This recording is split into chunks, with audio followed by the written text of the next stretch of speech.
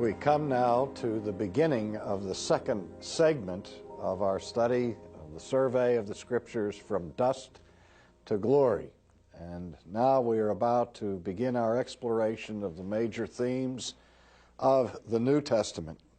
The New Testament period opens with the announcement in the Gospels of the pleroma, which concept is translated by the words fullness of time.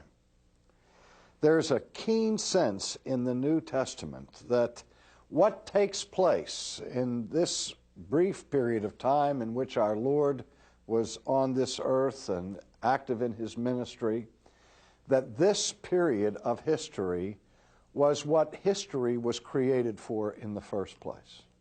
That from all eternity, God created a plan of redemption. And now that plan of redemption comes to its main fruition in the history of redemption in the period of the New Testament.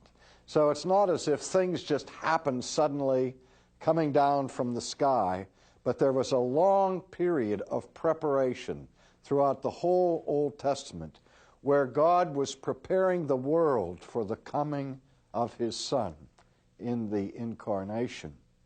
Now, the Old Testament closes about 400 years before the New Testament begins.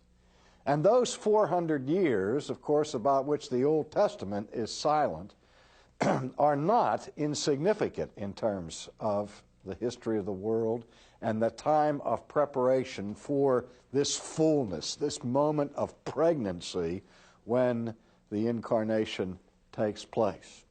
That 400-year period, as I say, is called the intertestamental period. In 445, the walls of Jerusalem were finished in their rebuilding process under the leadership of Nehemiah. And at this time in redemptive history, Israel was now a small nation struggling for survival in the ancient Mideast. And as I've said repeatedly, Palestine sort of functioned as a geopolitical football among the major powers of that day that were vying with each other for world domination. At the end of the Old Testament, we see that period of domination in the world by the Medo-Persian Empire.